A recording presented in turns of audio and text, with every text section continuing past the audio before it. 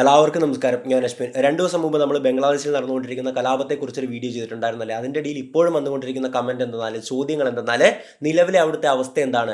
അതായത് നിലവിൽ അവിടെ ഗവൺമെൻറ് ഇല്ല, പോലീസ് ഇല്ല, അപ്പോൾ ആർക്കും എന്തും ചെയ്യാം, എന്ത് ക്രൈംസും ചെയ്യാം എന്നൊരവസ്ഥയാണുള്ളത്. അതോ പോലീസുകാരൊക്കെ ഇറങ്ങി പ്രവർത്തിക്കുന്നുണ്ടോ?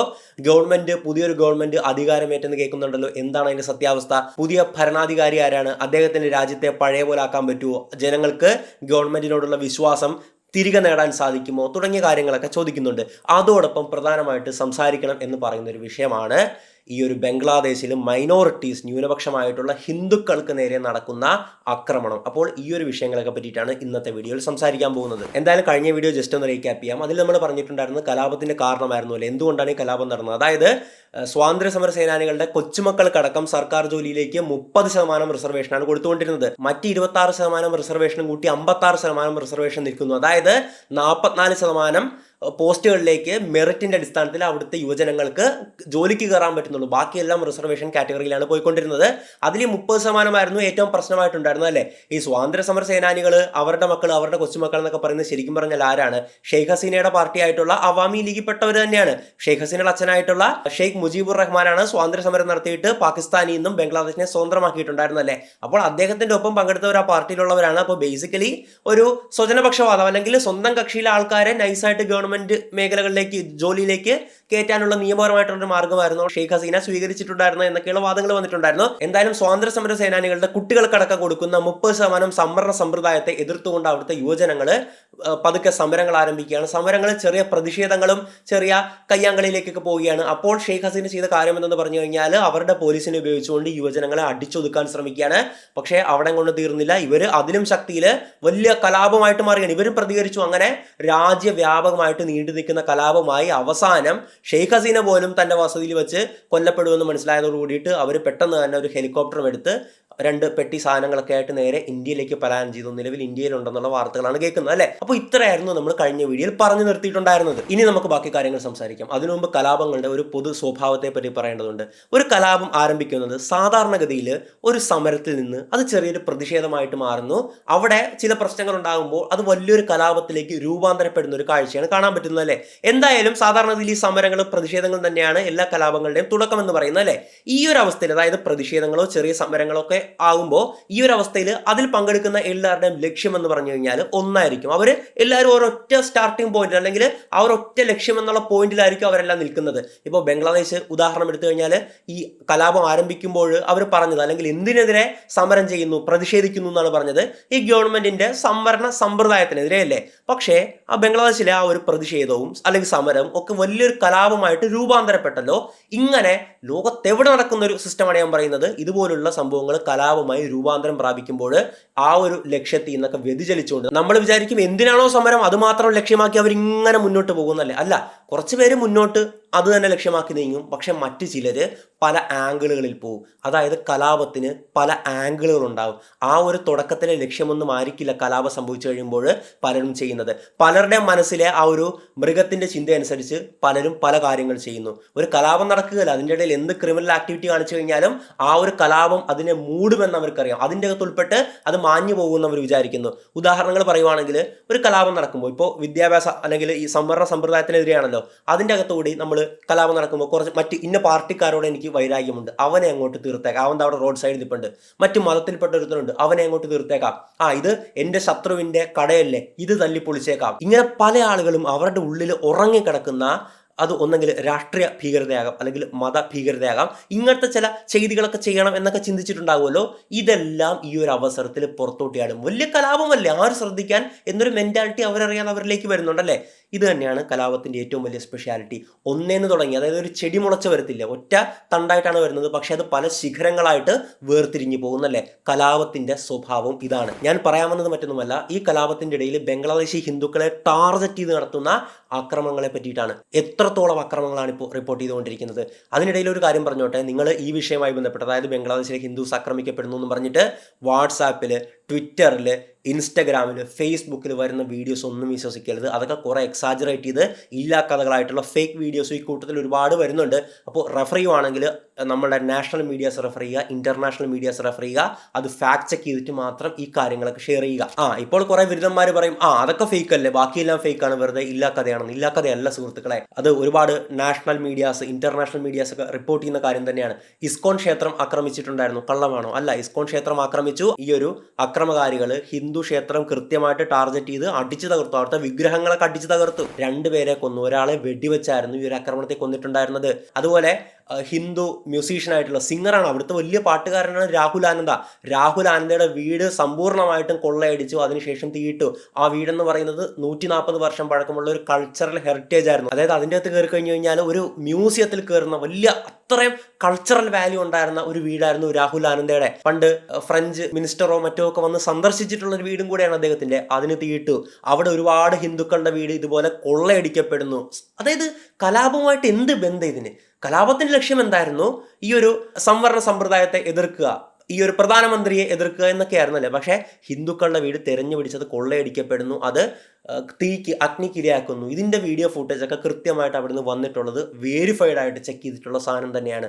അതുപോലെ ഒരുപാട് ഹിന്ദുക്കളുടെ കടയ്ക്ക് തീയിടുന്ന മുമ്പ് ഇവർ കൊള്ളയടിക്കും. അവിടുത്തെ വിലപിടിപ്പുള്ള സ്വർണ്ണം ഉണ്ടെങ്കിൽ സ്വർണം, അതും ഇതും വീട്ടിൽ നിന്നുള്ള മറ്റു വസ്തുക്കളും പണവും എല്ലാം മോഷ്ടിച്ച ശേഷം തീയിടുന്ന ഒരു പ്രവണത കൃത്യമായിട്ട് കാണാം. ധാരാളം ക്ഷേത്രങ്ങൾ ആക്രമിക്കപ്പെടുന്നു. ഇത് സത്യമാണ്. അവിടുത്തെ വിഗ്രഹങ്ങൾ തല്ലിയുടയ്ക്കുന്നു.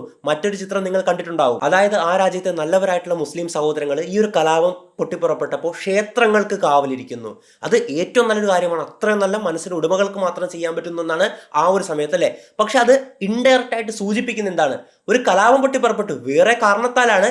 എന്നിരുന്നാലും ക്ഷേത്രങ്ങൾ ആക്രമിക്കപ്പെടുന്നുണ്ട്, ഈ ക്ഷേത്രവും ആക്രമിക്കപ്പെടാം, അതുകൊണ്ട് ഞങ്ങൾ കാവലിരിക്കുന്നു എന്നൊരു മെസ്സേജ് അല്ലേ അവർ തന്നെ നമുക്ക് തരുന്നത്. ബംഗ്ലാദേശ് ജനസംഖ്യയുടെ 8% അവിടുത്തെ ഹിന്ദുക്കൾ വരുന്നത്. അതായത് ഏകദേശം 1,30,00,000 ഉണ്ട്. എന്തിനാണ് ഇവർ ഇതിൻ്റെ ആക്രമിക്കപ്പെട്ടത്? ഇപ്പൊ നമുക്ക് ചിന്തിക്കാമല്ലേ? ഞാൻ പറഞ്ഞ പോലെ തന്നെ ഈ ഒരു കലാപം പല ആംഗിളുകളിലേക്ക് പോയിട്ടുണ്ടായിരുന്നു. ആ ഒരു ആംഗിളായിരുന്നു ഈ പറഞ്ഞ, കൃത്യമായിട്ട് പറയുവാണെങ്കിൽ, വർഗീയത എന്നുള്ളത്. നിങ്ങൾ ചോദിക്കും, ഈ ഒരു കലാപത്തിൽ പെട്ടെന്ന് ഒരുപാട് ക്ഷേത്രങ്ങൾ ആക്രമിക്കപ്പെട്ടു, അല്ലെങ്കിൽ ഹിന്ദുസിന്റെ വീട് ആക്രമിക്കപ്പെട്ടു, കടകൾ ആക്രമിക്കപ്പെട്ടു, ഇതിനെങ്ങനെയാണ് പെട്ടെന്ന് നീ എങ്ങനെയാണ് പെട്ടെന്ന് വർഗീയത എന്ന് മുദ്ര കുത്തിയെന്നല്ലേ? ഇത് ഇന്നും ഇന്നലെ തുടങ്ങിയ സംഭവമല്ല. നിങ്ങൾ എല്ലാ വർഷവും ബംഗ്ലാദേശിലെ വാർത്തകൾ എടുത്ത് നോക്ക്. ജസ്റ്റ് ഗൂഗിൾ സെർച്ച് ചെയ്ത് കഴിഞ്ഞാൽ നിങ്ങൾക്ക് കിട്ടുമല്ലോ. ഞാൻ പറഞ്ഞ ഏതെങ്കിലും ലോക്കൽ ഫേസ്ബുക്ക് പോസ്റ്റ് നോക്കാനല്ല, മറിച്ച് ആധികാരികമായിട്ടുള്ള നമ്മളുടെ നാഷണൽ മീഡിയാസ് ഉണ്ടല്ലോ, ഇന്റർനാഷണൽ മീഡിയാസ് ഉണ്ടല്ലോ, അൽ ജസീറ പോലുള്ളവർ, ഹ്യൂമൻ റൈറ്റ്സ് വാച്ച് ഉണ്ടല്ലോ, ഇതൊക്കെ നോക്കിക്കഴിഞ്ഞ് കഴിഞ്ഞാൽ നിങ്ങൾക്ക് മനസ്സിലാക്കും ബംഗ്ലാദേശിൽ അവിടുത്തെ മൈനോറിറ്റി ആയിട്ടുള്ള ഹിന്ദുക്കൾക്ക് നേരെ നടക്കുന്ന അക്രമങ്ങൾ വളരെ പ്രശ്നം തന്നെയാണ്. ഇപ്പോൾ കഴിഞ്ഞ വർഷം ഇസ്കോൺ ക്ഷേത്രം ആക്രമിച്ചു എന്ന് പറഞ്ഞല്ലോ, അത് പല വർഷങ്ങളിലായിട്ടും ഇസ്കോണിൻ്റെ ക്ഷേത്രങ്ങൾ ഇവർ തകർത്തിട്ടുണ്ട്. ഈ ഹിന്ദുക്കളെ മാത്രമല്ല, ബുദ്ധിസ്റ്റ് ആയിട്ടുള്ള ക്ഷേത്രങ്ങളിലെ അതിനെയും ആക്രമിക്കാറുണ്ട്. വർഷം 2021 വ്യാപക ആക്രമണമായിരുന്നു ഈ ഒരു ഹിന്ദു ക്ഷേത്രങ്ങൾക്ക് നേരെ അവിടുത്തെ ആൾക്കാർ അഴിച്ചുവിട്ടിട്ടുണ്ടായിരുന്നത്. അതിനെ പറ്റിയിട്ട് നമ്മുടെ ഇന്ത്യയിലുള്ള ഓൾമോസ്റ്റ് എല്ലാ ദേശീയ മാധ്യമങ്ങളും റിപ്പോർട്ട് ചെയ്തു. ഇന്റർനാഷണൽ മീഡിയ ആയിട്ടുള്ള അൽ ജസീറ റിപ്പോർട്ട് ചെയ്തു. ഈ ഒരു വിഷയത്തെ പറ്റിയിട്ട് യുണൈറ്റഡ് നേഷൻസ്, ഐക്യരാഷ്ട്രസഭ ഇതിൻ്റെ അകത്ത് ഇടപെട്ടു. അമേരിക്കൻ ഗവൺമെന്റ് ഇതിനെപ്പറ്റി അപലപിച്ചു. ഹ്യൂമൻ റൈറ്റ്സ് വാച്ച് ഇതിനെപ്പറ്റി റിപ്പോർട്ട് ചെയ്തിട്ടുണ്ട്. അപ്പോൾ ഇതെന്ന് പറയുന്നത് വേറെ ഏതെങ്കിലും ആരെങ്കിലും വാട്സാപ്പിലോ ഫേസ്ബുക്കിലോ ഷെയർ ചെയ്ത് വിടുന്ന കള്ളങ്ങളല്ല ഞാൻ പറഞ്ഞത്. 2011 ശേഷമാണ് ബംഗ്ലാദേശി ഹിന്ദുക്കൾക്ക് നേരെയുള്ള ആക്രമണം വ്യാപകമായിട്ട് നടക്കുന്നതെന്നാണ് എനിക്ക് മനസ്സിലാക്കാൻ സാധിച്ചിട്ടുണ്ടായിരുന്നത്. അതായത് റിപ്പോർട്ടുകളുടെ അടിസ്ഥാനത്തിൽ തന്നെയാണ് കേട്ടോ. ഈ ഒരു ആക്രമണങ്ങളിൽ 100 കണക്കിന് ക്ഷേത്രങ്ങൾ, 100 കണക്കിന് വീടുകൾ, അതുപോലെ 1000 ഹിന്ദു വ്യക്തികൾ ഒക്കെ ടാർഗറ്റ് ചെയ്യപ്പെടുന്നുണ്ട്. അവരൊക്കെ ആക്രമണങ്ങൾക്ക് ഇരയാവുന്നുണ്ട്. ആക്രമണം എന്ന് പറയുമ്പോൾ കയ്യാങ്കളി മാത്രമല്ല, സെക്ഷൽ മൊളസ്റ്റേഷൻ ഉണ്ട്, അതുപോലെ റോബറി ഉണ്ട്, വീട് കത്തിക്കലുണ്ട്, അടിച്ചുപൊട്ടിക്കലുണ്ട്. അതുപോലെ തന്നെ അവർ ജസ്റ്റ് അവരുടെ ഇപ്പോൾ 2021 സംഭവം പറഞ്ഞല്ലോ, അത് മറ്റേ ദുർഗപൂജയൊക്കെയായി ബന്ധപ്പെട്ടാണ്. ദുർഗപൂജയൊക്കെയായി ബന്ധപ്പെട്ട് കുറച്ച് ദിവസം, ഒരാഴ്ചയോ മറ്റോ നീണ്ടു നിൽക്കുന്ന കുറച്ച് ഫെസ്റ്റിവലൊക്കെ ഉണ്ട്. നമ്മുടെ നാട്ടിലും ചില സ്ഥലങ്ങളൊക്കെ നടത്താറുണ്ട്. അങ്ങനെ ദുർഗപൂജയുമായി ബന്ധപ്പെട്ട മിക്ക വർഷങ്ങളിലും ഇതുപോലുള്ള ക്രൈംസ് റിപ്പോർട്ട് ചെയ്യാറുണ്ട്. ഇതുപോലത്തെ ദുർഗാപൂജയ്ക്ക് വെച്ചിട്ടുള്ള വിഗ്രഹങ്ങൾ അടിച്ചു പൊട്ടിച്ചു, അങ്ങനെ തുടങ്ങിയ കാര്യങ്ങളൊക്കെ. ഇപ്പോഴും ഞാൻ പറയുന്നത് കള്ളമാണ്, അല്ലെങ്കിൽ അങ്ങനെ സംഭവിച്ചിട്ടില്ല എന്ന് പറയുന്നവർക്ക് വേണ്ടി ഞാൻ പറയാം. അതായത് 2021 ഇങ്ങനത്തെ സംഭവങ്ങൾ നടന്നപ്പോഴേക്കും ഷെയ്ഖ് ഹസീന അവർ ഇക്കാര്യത്തിലൊക്കെ ഭയങ്കര സെക്യുലർ ആയിട്ടുള്ള ലീഡർ തന്നെയാണ്.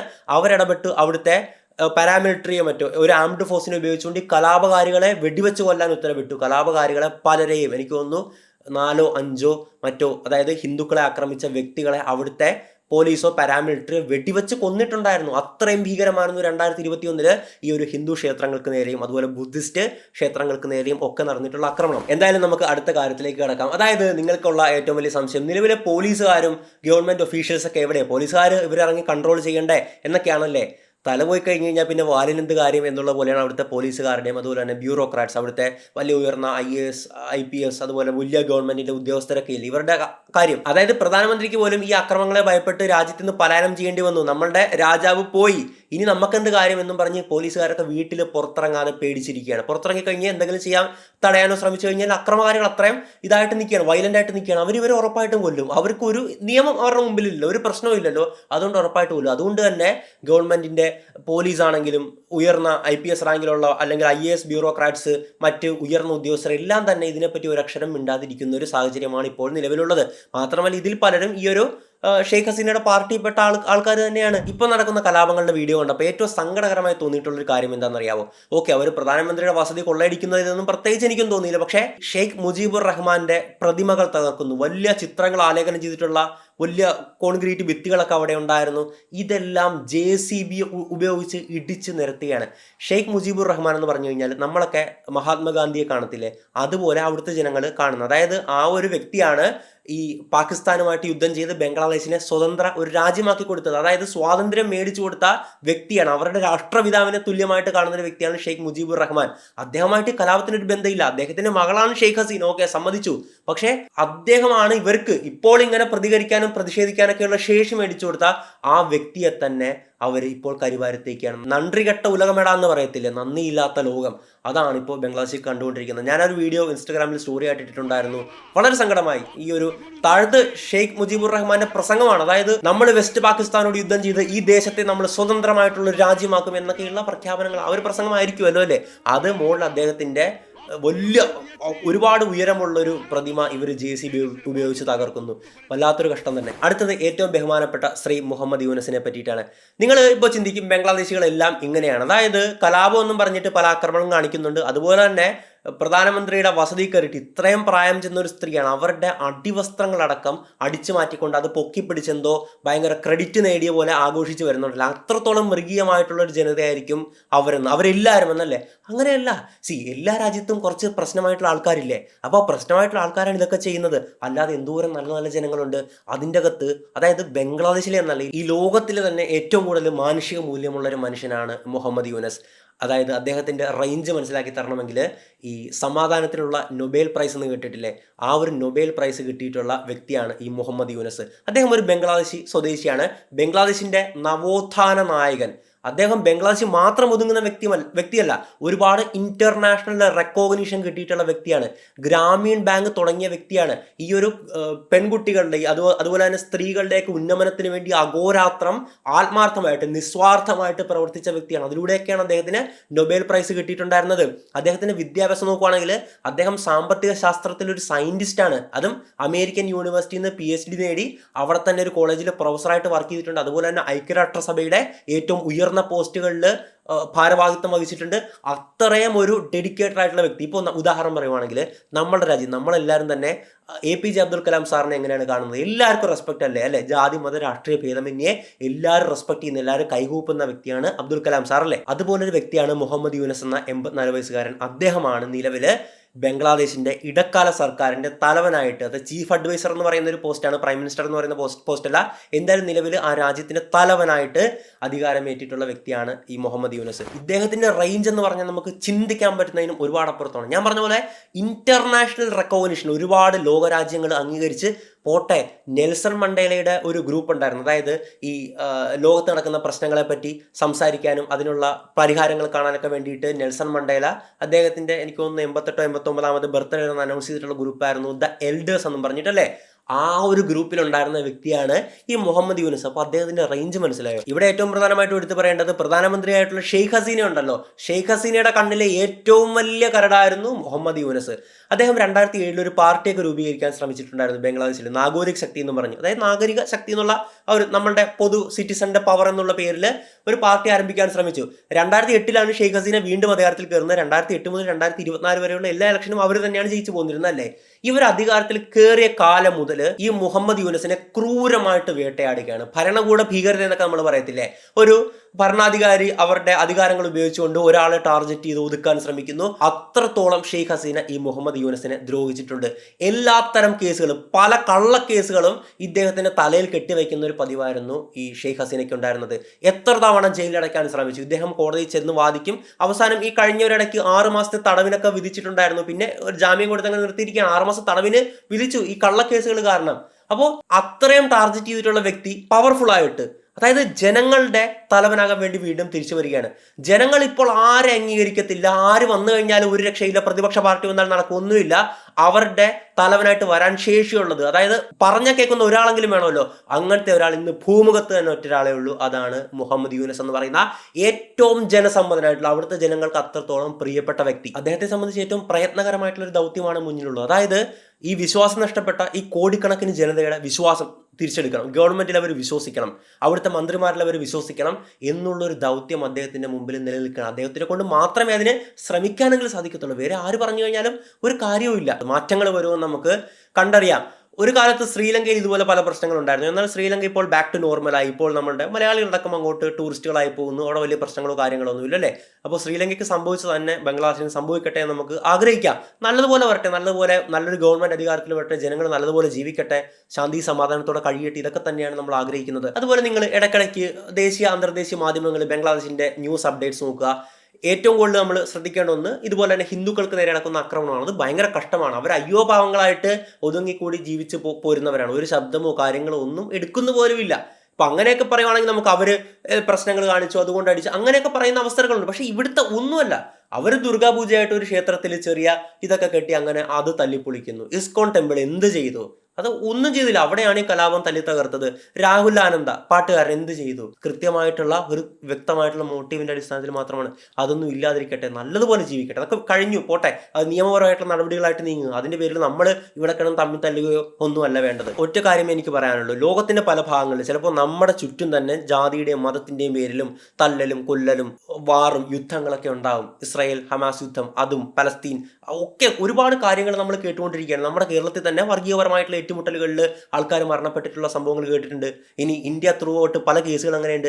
ഇതൊക്കെ നമ്മുടെ ചുറ്റും നടന്നുകൊണ്ടിരിക്കുമെങ്കിലും നമ്മൾ അതിലൊന്നും വീണ് ഇൻഫ്ലുവൻസ് ചെയ്യാതിരിക്കുക. അയ്യോ എൻ്റെ മതത്തിലുള്ളവരത്തിനെ കൊന്നു, ഞാൻ അവന് വേണ്ടി വാളുമായിട്ട് ഇറങ്ങണം എന്ന് നിങ്ങൾ ചിന്തിച്ചു കഴിഞ്ഞു കഴിഞ്ഞാൽ നിങ്ങളും ആ കൊന്നവനുമായിട്ട് ഒരു വ്യത്യാസവുമില്ല. എല്ലാ മതങ്ങളിൽപ്പെട്ട മനുഷ്യനെയും ഒരുപോലെ കാണാൻ പഠിക്കാത്തിടത്ത് മറ്റൊരു മതത്തിൽപ്പെട്ടവൻ അവൻ എൻ്റെ ആളല്ല, ഇത് എൻ്റെ മതത്തിൽപ്പെട്ടവനാണ് എൻ്റെ ആളെന്ന് നിങ്ങൾക്ക് ചിന്തിക്കുന്ന ആ ഒരു പ്രവണത മാറാത്ത പക്ഷമൊക്കെ ഇത് തുടർന്നു കൊണ്ടേയിരിക്കും. നമ്മൾ ഇന്ത്യക്കാരാണ്. ഭരണഘടന പ്രകാരം നമ്മളുടെ രാജ്യം സെക്യുലറാണ്, മതനിരപേക്ഷമാണ്. മറ്റ് രാജ്യങ്ങളിലൊക്കെ ഇപ്പോൾ ഒരു ഉദാഹരണം പറയാം, ഞാൻ നേരെ തിരിച്ചു പറയാം. അതായത് അവിടെ ഹിന്ദുക്കൾക്ക് നേരെയുള്ള ആക്രമണം നടക്കുന്നു, അവിടുത്തെ മുസ്ലിംസ് ആക്രമണം നടത്തുന്നു എന്ന് ഇവിടെയുള്ള ഹിന്ദുക്കൾ ഇവിടെയുള്ള മുസ്ലിങ്ങൾക്ക് നേരെ വിഷം തുപ്പിക്കഴിഞ്ഞു കഴിഞ്ഞാൽ നിങ്ങൾ ഹിന്ദുക്കളും ആ ഒരു ആക്രമണം നടത്തുന്ന ആ വ്യക്തികളും തമ്മിൽ എന്താണ് വ്യത്യാസം? അതായത് ഞാൻ പറഞ്ഞ ഒറ്റ കാര്യം, നിങ്ങളുടെ ചുറ്റും മതത്തിൻ്റെ പേരിലും ജാതിയുടെ പേരിലൊക്കെ തമ്മിത്തല്ലി നിങ്ങളുടെ മതത്തിലുള്ളവോ ജാതിയിലുള്ളവരൊക്കെ ചിലപ്പോൾ വീഴും. അവർക്ക് വേണ്ടി വാളുവെടുത്ത് ഇറങ്ങരുത്. ദൈവത്തെ ഓർത്ത് നിങ്ങൾ ദൈവവിശ്വാസിയാണെങ്കിൽ ദൈവത്തെ ഓർത്ത് വാളുവെടുത്ത് ഇറങ്ങരുത്. അത്ര എനിക്ക് പറയാനുള്ളൂ. അത് പിന്നീടും നിങ്ങളും അവരും തമ്മിൽ വ്യത്യാസം ഇല്ലാതാക്കും. അതായത് നിങ്ങളും ചെകുത്താനായി മാറുന്നു. ചെയ്യരുത്. സാഹോദര്യത്തോടെ സന്തോഷത്തോടെ എല്ലാവരും കൂടെ ജീവിക്കുന്ന ഒരു ഇന്ത്യ, അതല്ലേ മഹാത്മജി സ്വപ്നം കണ്ടത്. എന്തായാലും മറ്റൊരു വീഡിയോയിൽ മറ്റൊരു വിഷയമായിട്ട് നമുക്ക് വീണ്ടും കാണാം. ഇസ്മേഷൻ വടപ്പള്ളി സൈനിങ് ഔട്ട്.